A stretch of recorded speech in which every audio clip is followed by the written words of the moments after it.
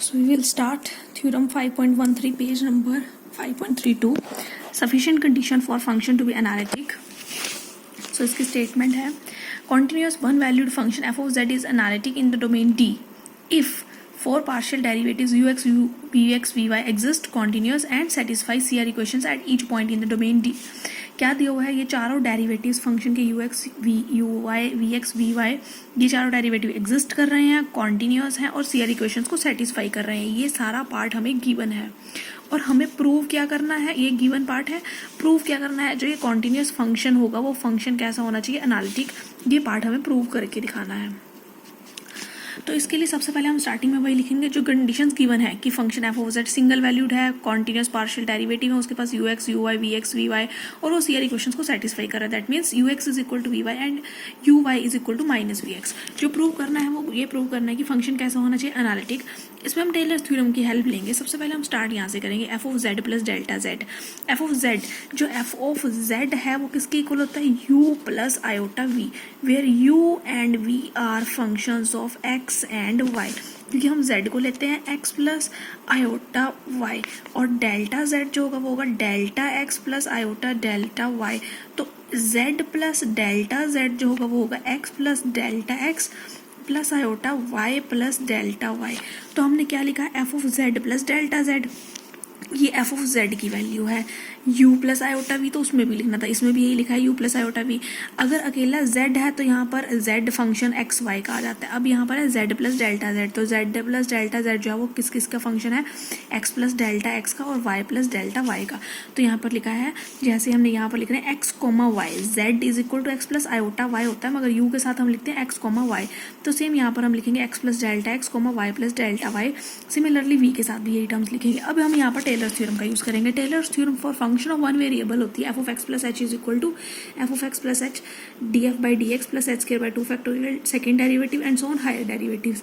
और अगर दो वेरिएबल्स के लिए हमें यूज करें F of X plus H comma Y plus K, तो उसमें ये थ्योरम बनती है F of X comma Y plus H, F का डेरिवेटिव एक्स में प्लस के, एफ का डेरिवेटिव वाई में प्लस सेकेंड डेरिवेटिव, इसी तरह से and so on higher derivatives. तो हमने इस केस में भी टेलर्स थ्योरम यूज किया, मगर हमने हायर टर्म्स को नेग्लेक्ट किया है.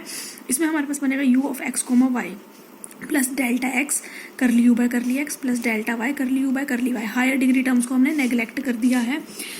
सिमिलरली वी के साथ भी यही यूज किया है, V of X comma Y plus delta X curly V by curly X plus delta Y curly V by curly Y. Higher degree वाली टर्म्स को नेग्लेक्ट किया. अब इसमें से ये फर्स्ट और यहाँ से जो फर्स्ट टर्म है इसको हमने एक ब्रैकेट में लिखा है U X plus iota V X Y, और जो सेकेंड टर्म है उनको भी एक ब्रैकेट में लिखा है करली यू बाय करली एक्स. इन दोनों टर्म्स में से करली यू बाय, इन दोनों टर्म्स में से हमारे पास डेल्टा एक्स कॉमन निकल जाएगा. दोनों टर्म्स में से डेल्टा एक्स कॉमन निकालने के बाद ये टर्म बच गया. सिमिलरली जो लास्ट टर्म है ब्रैकेट में से, इन दोनों में से डेल्टा वाई कॉमन निकल जाएगा. डेल्टा वाई कॉमन निकालने के बाद ये टर्म बच गया. ये जो वैल्यू है ये यू प्लस आयोटा वी, यही वैल्यू हमने लिखी थी यू प्लस आयोटा, ये वी, ये वैल्यू किसकी है, एफ ऑफ जेड की. तो ये वैल्यू जो है हमने किसकी सब्स्टिट्यूट कर दी, एफ ऑफ जेड की. इसको हमने यू एक्स लिखा, इसको वी एक्स लिखा, delta X as it is. क्योंकि फंक्शन सी आर इक्वेशन को सेटिस्फाई कर रहा था, ये यू वाई है और हमें पता है कि यू वाई जो है वो किसके इक्वल होता है, माइनस वी एक्स के. तो उसको हमने लिख दिया U Y is equal to minus V X plus iota, ये वी वाई है, वी वाई किसके इक्वल होता है, यू एक्स के. वो वैल्यू सब्स्टिट्यूट की है. ये टर्म एज इट इज चल रही है. इस टर्म में से हमने सेकेंड टर्म में से आयोटा को कॉमन निकाला है. तो आयोटा कॉमन निकालने का मतलब यहाँ आयोटा से मल्टीप्लाई, आयोटा से डिवाइड किया, वो डिवाइड वाला टर्म यहाँ पर आ गई. जो न्यूमरेटर में टर्म थे दोनों वो कॉमन निकल गई है. नेक्स्ट टाइम हमने आयोटा से मल्टीप्लाई, आयोटा से फिर से डिवाइड किया है ताकि ये आयोटा के -1 बन जाएगा, वो इसके साथ एडजस्ट होकर +1 बन गया. तो अब ये term U X plus iota V X और यहाँ पर भी U X plus iota V X, ये दोनों ब्रैकेट्स कॉमन आ जाएंगे. दोनों में से ब्रैकेट ये कॉमन आ गई. यहाँ से रह गया delta X plus iota delta Y, और ये हमने टर्म लिखी थी ये डेल्टा जेड की इक्वल होती है. तो ये जो सेकेंड टर्म है ये हमारी है डेल्टा जेड. ये डेल्टा जेड डिनोमिनेटर में आ जाएगा. इस टर्म को हमने एफ ऑफ जेड लिखा था वो हमने लेफ्ट साइड पे लिया, F of z plus delta Z minus F of Z, और ये डिवाइड में डेल्टा जेड आ गया, वो किसके इक्वल है, U X plus iota V X. तो ये हमारे पास एफ डैश जेड का यही फॉर्मूला था, limit delta Z tend to 0, और ये किसके इक्वल आ गया, U X plus iota V X. Statement में दिया हुआ था कि ये सारे पार्शियल डेरिवेटिव कॉन्टिन्यूअस एग्जिस्ट कर रहे हैं. अगर ये डेरिवेटिव कॉन्टिन्यूअस एग्जिस्ट करे इसका मतलब एफ डैश जेड जो है वो भी एग्जिस्ट करेगा, मतलब function is differentiable, therefore it is analytic. Next हम इसमें से ही करेंगे ये थ्योरम होने के बाद नेक्स्ट हम इसमें करेंगे example number 6, prove that function sine hyperbolic Z is analytic and find its derivative. सबसे पहले हमने इस फंक्शन को एनालिटिक प्रूव करना है। अब हमने 2 थ्योरम्स कर ली हैं। पहली जो हमने थ्योरम की थी, जो फर्स्ट थी नेसेसरी कंडीशन, जो हमने पिछले लेक्चर में थी, उसमें हमने कहा था अगर फंक्शन हमारे पास एनालिटिक होगा, इसका मतलब एनालिटिक का मतलब वो डिफरेंशिएबल होगा। अगर डिफरेंशिएबल है तो वो सीआर इक्वेशंस को सेटिस्फाई करता है। और जो आज हमने इस लेक्चर में हमने जो थ्योरम है उसमें हमारे पास इसका एग्जैक्टली कन्वर्स होल्ड नहीं करता है, उसमें है अगर सीआर इक्वेशंस होल्ड करती हैं, प्लस जो पार्शियल डेरिवेटिव्स हैं यू और वी के, means U X U why we x we Y, अगर ये एग्जिस्ट करते हैं और ये डेरिवेटिव्स कॉन्टिन्यूस हैं, अगर ये बोथ कंडीशंस होल्ड करती हैं, तब हम कहेंगे फंक्शन डिफरेंशिएबल भी है, दैट मीन्स फंक्शन एनालिटिक है। तो एनालिटिक से डिफरेंशिएबल आएगा, डिफरेंशिएबल से वो सीआर इक्वेशंस को सेटिस्फाई करता है। ये एक थ्योरम है। दूसरी थ्योरम है अगर सीआर इक्वेशन सेटिस्फाई हो जाए प्लस पार्शियल डेरिवेटिव कॉन्टिन्यूस और एग्जिस्ट करें तो वो फंक्शन जो होगा वो एनालिटिक होगा। तो अब इस एग्जाम्पल नंबर 6 में हमें क्या प्रूव करना है, हमें प्रूव करके दिखाना है कि फंक्शन एनालिटिक होना चाहिए और उसका डेरिवेटिव निकालना है। किसी भी फंक्शन को अगर हमें एनालिटिक प्रूव करना हो तो सिर्फ हम ये प्रूव करके दिखाएंगे कि सीआर इक्वेशंस होल्ड करती हैं और पार्शियल डेरिवेटिव एग्जिस्ट है करते हैं और कॉन्टिन्यूस होते हैं। तो सबसे पहले हम इसमें से फंक्शन में से साइन हाइपरबोलिक जेड जो है, इसको हमने लिखा sine hyperbolic X plus iota Y. इसका फॉर्मूला है sine hyperbolic X cos Y plus iota cos hyperbolic X sine Y. इसमें से रियल पार्ट जो है वो यू लिया, जो इमेजिनरी पार्ट है वो वी लिया। यू का डेरिवेटिव एक्स में, वाई में, वी का डेरिवेटिव एक्स में, वाई में, वो डेरिवेटिव्स निकाले और हमने देखा यू एक्स वी वाई की इक्वल है, U Y is equal to minus V X आ रहा है। सारे डेरिवेटिव्स एग्जिस्ट भी कर रहे हैं, बिकॉज साइन कॉस को sine cos hyperbolic sine hyperbolic ये सारे फंक्शन कॉन्टिन्यूस होते हैं। तो सारे डेरिवेटिव्स एग्जिस्ट कर रहे हैं, कॉन्टिन्यूस हैं, सीआर इक्वेशंस होल्ड कर रही हैं। तो हमारे थ्योरम से हमें पता लग गया कि ये फंक्शन कैसा है, एनालिटिक फंक्शन। नेक्स्ट है हमें इसका फाइंड आउट करना है डेरिवेटिव, यानी फंक्शन का डेरिवेटिव फाइंड आउट करना means F dash Z find out करना है। तो हमें पता है एफ डैश जेड किसके इक्वल होता है, U X plus iota V X. U X और आयोटा वी एक्स, ये दोनों वैल्यूज यहाँ पर हम सब्स्टिट्यूट कर देंगे। ये जो फॉर्मूला बनेगा ये बनेगा कॉस हाइपरबोलिक जेड का। नेक्स्ट अब हमने करना है CR equations in polar coordinates, polar form में। पोलर फॉर्म का मतलब आर और थीटा की फॉर्म में अब हमें सीआर इक्वेशंस निकालनी है। अभी तक हम जो सीआर इक्वेशंस थे वो ये लिखते थे, U X is equal to V Y, U Y is equal to minus V X. तो ये हमारे कोऑर्डिनेट्स थे, वो एक्स और वाई कोऑर्डिनेट्स थे, कार्टेशियन कोऑर्डिनेट्स में निकाली थी। अब जो हमें सीआर इक्वेशंस निकालनी है वो पोलर फॉर्म में निकालनी है। पोलर फॉर्म का मतलब हमें आर और थीटा की टर्म्स में इनको एक्सप्रेस करना है सीआर इक्वेशंस को। हमें फंक्शन दिया हुआ एनालिटिक है, एनालिटिक का मतलब फिर से वही थ्योरम, एनालिटिक दिया हुआ इसका मतलब डिफरेंशिएबल, इसका मतलब सीआर इक्वेशन सेटिस्फाई हो रही है, यानी हमारे पास सीआर इक्वेशंस गिवन है U X is equal to V Y and U Y is equal to minus V X. और जेड दिया हुआ है R E raise to the power iota theta, U V R theta, these are real, और then CR equations आ रहा है और हमें प्रूव करके दिखानी है सीआर इक्वेशंस उस केस में पोलर फॉर्म में ये बन जाती हैं, यानी U R is equal to curly U by curly R is equal to 1 by R curly V by curly theta, curly V by curly R is equal to minus 1 by R curly U by curly theta. तो हम इन इस question को prove करके दिखाएंगे। सबसे पहले हमारे पास गिवन है स्टेटमेंट में z किसके इक्वल है, R E raise to the power iota theta, और हमें पता है z क्या होता है, x प्लस आयोटा वाई। इसको लिखेंगे R E raise to power theta, E raise to power iota theta को लिखेंगे cos theta plus iota sine theta. Compare करेंगे अगर हम रियल पार्ट तो x किसके इक्वल आएगा, आर कॉस थीटा के, और इमेजिनरी पार्ट को कंपेयर करें तो y किसके इक्वल आएगा, आर साइन थीटा के। तो सेम हमने यहाँ पर भी लिखा है, x और y की वैल्यूज पुट करी, x और y की वैल्यू फाइंड आउट की है। उसके बाद अगर हम दोनों तरफ स्क्वायरिंग करके ऐड करें तो हमारे पास आर स्क्वायर आ जाएगा, X square plus Y square, that means R is equal to under root X square plus Y square. और दोनों को अगर इक्वेशंस को डिवाइड कर दें तो यहाँ से थीटा आ जाएगा, theta is equal to tan inverse y by X. अब हमें, क्योंकि हमें तो सीआर इक्वेशंस कार्टेशियन कोऑर्डिनेट्स में दी हुई है, सीआर इक्वेशन जो है वो, यानी हमें ये पता है कि यू एक्स किसके इक्वल है, वी वाई का। तो हम पहले यू एक्स निकालेंगे, मीन्स यू का डेरिवेटिव एक्स में, सिमिलरली ये सारे चारों डेरिवेटिव्स निकालेंगे। तो यू का डेरिवेटिव हमने किस में निकालना है, एक्स में। वैसे हमें पता है कि यू किस किसके ऊपर डिपेंड करता है, आर पर और थीटा पर डिपेंड करता है, और आगे से ये आर और थीटा जो है ये किस किसके ऊपर डिपेंड करते हैं, एक्स और वाई पे। तो हमने यू का डेरिवेटिव किसके विद रिस्पेक्ट में निकालना है, एक्स के विद रिस्पेक्ट में। तो हम करेंगे यू का डेरिवेटिव आर में, आर का डेरिवेटिव एक्स में, प्लस यू का डेरिवेटिव थीटा में और थीटा का डेरिवेटिव एक्स में। तो सिमिलरली यही लिखा हुआ है, यू का डेरिवेटिव आर में, आर का डेरिवेटिव एक्स में, प्लस यू का डेरिवेटिव थीटा में, थीटा का डेरिवेटिव एक्स में। और ये हम एज इट इज रखेंगे टर्म, आर का डेरिवेटिव एक्स में हम यहाँ से निकाल सकते हैं। आर का डेरिवेटिव एक्स में जब निकालेंगे आएगा 1/2 X square plus Y square की पावर माइनस 1/2 इंटू 2x आ जाएगा। ऐसे ही थीटा का डेरिवेटिव एक्स में वो हम यहाँ से निकाल देंगे, tan इनवर्स का derivative with respect to X. वो सारी वैल्यूज हमने सब्स्टिट्यूट की हैं। तो ये सारे डेरिवेटिव्स, 2 डेरिवेटिव्स हमने निकाले हैं। एक हमने निकाला है आर दिया हुआ है X, under root X square plus Y square, तो आर का डेरिवेटिव हमें एक्स में चाहिए, वो आएगा 1/2 under root X square plus Y square into 2x, 2 से 2 कैंसिल हो जाएगा, ये बचेगा x by under root X square plus Y square.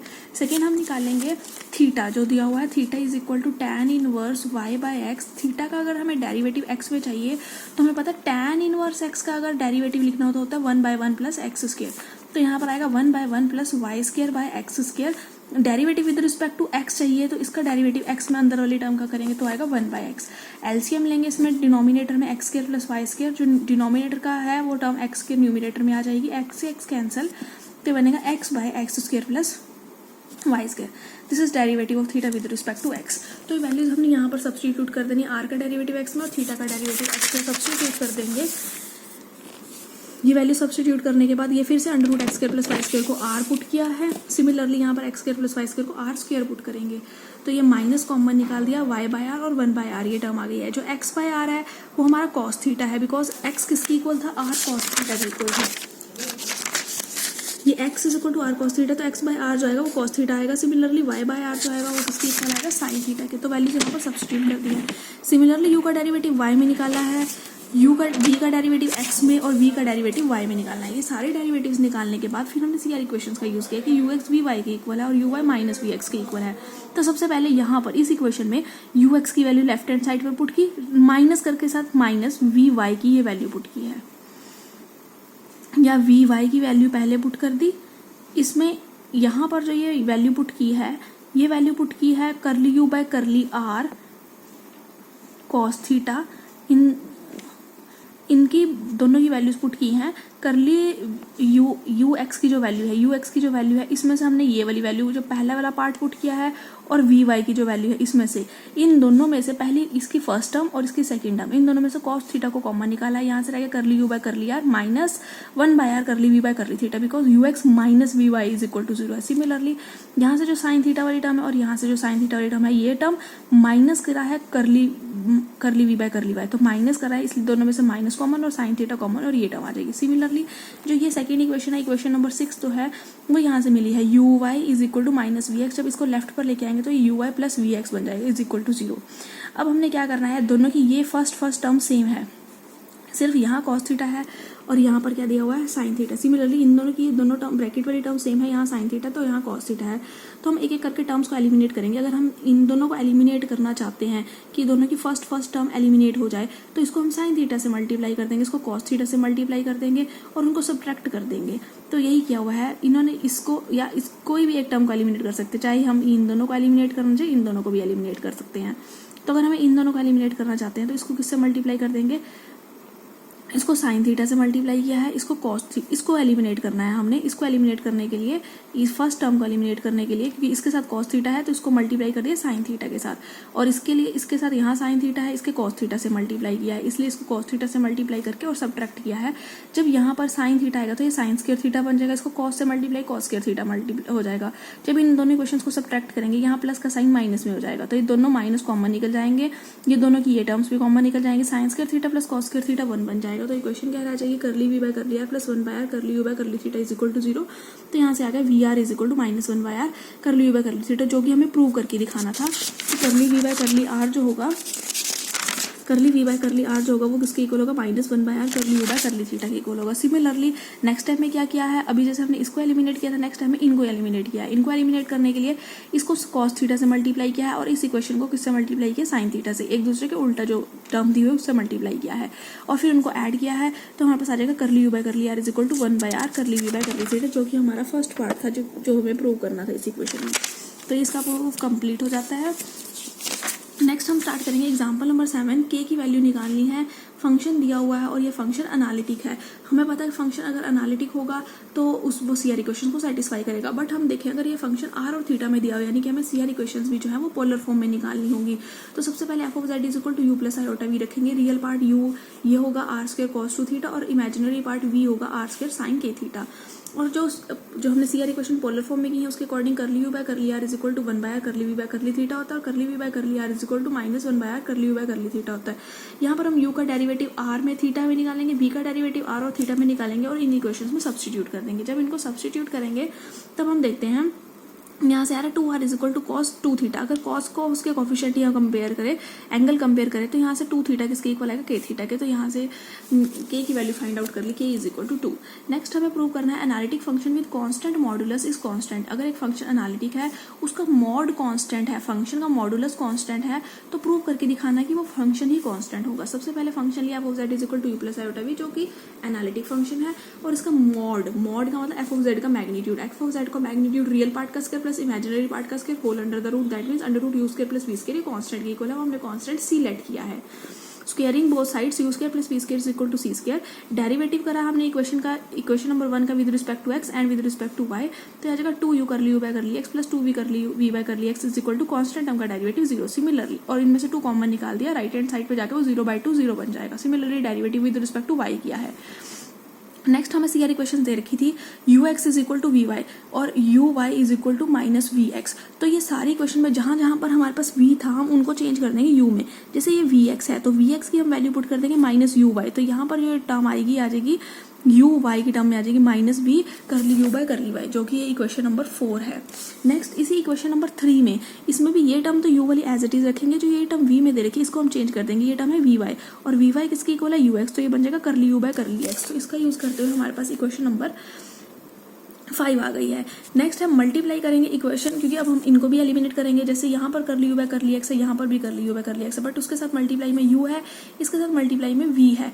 तो हम, और यहाँ पर करली u बाय करली y दोनों टर्म्स हैं, बट वहाँ पर माइनस v है, इसके साथ u है। तो हम चाहते हैं एक बार ये वाली टर्म दोनों करली u बाय करली y वाली टर्म एलिमिनेट हो जाए, और एक बार हम करली u बाय करली x वाली टर्म को एलिमिनेट करेंगे। तो सबसे पहले हम इनको एलिमिनेट करना चाहते हैं कि ये दोनों टर्म एलिमिनेट हो जाए, तो उसको v से मल्टीप्लाई करेंगे। सेकंड इक्वेशन को, मतलब 5th इक्वेशन को v से मल्टीप्लाई करेंगे, इस इक्वेशन को u से मल्टीप्लाई करेंगे और इनको ऐड कर देंगे। जब इनको ऐड करेंगे तो ये दोनों टर्म्स कैंसिल हो जाएंगी। यहाँ से दोनों में से कॉमन आ जाएगा करली u by curly x common u square plus v square, क्योंकि दिया हुआ था u square plus v square कोई कांस्टेंट टर्म के इक्वल है, यानी कि कांस्टेंट टर्म 0 के इक्वल तो नहीं होगी, तो इन u square plus v square 0 के इक्वल नहीं है। दैट मींस करली u बाय करली x किसके इक्वल है, 0 के। सिमिलरली करली u बाय करली y, करली v बाय करली x, करली v बाय करली y, इन इक्वेशंस में से अगर हम देखें तो वो सारी टर्म्स क्या बन जाएंगी, 0। यानी u और v के सारे पार्शियल डेरिवेटिव 0 आ रहे हैं। इसका मतलब जो ये फंक्शन है u प्लस आयोटा v, ये एक कांस्टेंट फंक्शन है।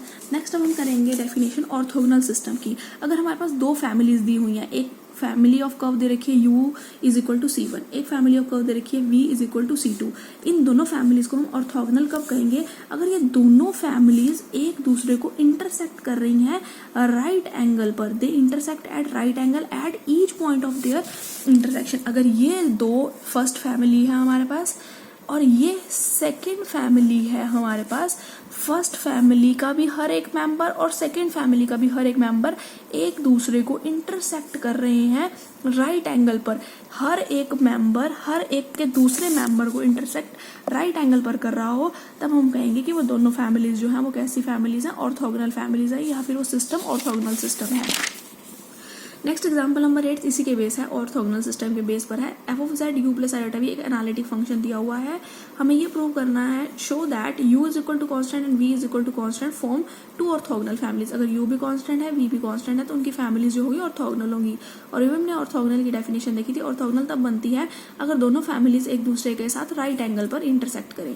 तो सबसे पहले हमने u को c1 की इक्वल लेट किया, कॉन्स्टेंट है, v को c2 की इक्वल लेट किया, और इनके फिर से लिया हमने डेरिवेटिव। u का डेरिवेटिव हमने विद रिस्पेक्ट टू, दोनों का derivative with respect to x ले रहे हैं, तो u का डेरिवेटिव भी x में लेंगे। u x का फंक्शन है, x आगे x का फंक्शन है, u y का भी फंक्शन है, y आगे x का फंक्शन है, इस तरह से डेरिवेटिव लिया है। तो u का डेरिवेटिव जब हमने x में लेना है तो वो क्या बनेगा, curly u by curly x dx by dx plus curly u by curly y dy by dx। x के विद रिस्पेक्ट में डेरिवेटिव लेना है, u का डेरिवेटिव x में, curly u by curly x dx by dx plus curly u by curly y dy by dx। और क्योंकि हमारे पास ये u of x comma y is equal to c1 दिया हुआ था, लेफ्ट साइड पे भी हमने derivative with respect to x किया, राइट साइड का भी derivative with respect to x करेंगे, वो क्या आ जाएगा, 0। तो ये हमारी क्वेश्चन नंबर 1 यहाँ से आएगी। सिमिलरली v का डेरिवेटिव भी x में किया तो क्वेश्चन नंबर 2 आ गई है। अब हम dy बाई dx की वैल्यू यहाँ से निकालेंगे। इस क्वेश्चन में से dy बाई dx क्या आएगा, ये बनेगा माइनस ux राइट साइड पे, ये डिनोमिनेटर में चला जाएगा uy। स्लोप जो हम निकालते हैं वो यही होता है, dy by dx m1 is equal to this. फिर सेकेंड इक्वेशन में से स्लोप का फॉर्मूला यानी dy बाई dx आएगा माइनस vx बाई vy। दोनों का स्लोप निकाल दिया, m1 का m2 के साथ डॉट प्रोडक्ट करेंगे, जब इनका प्रोडक्ट करेंगे दोनों के माइनस माइनस कैंसिल हो जाएंगे, ux by U Y into V X by V Y.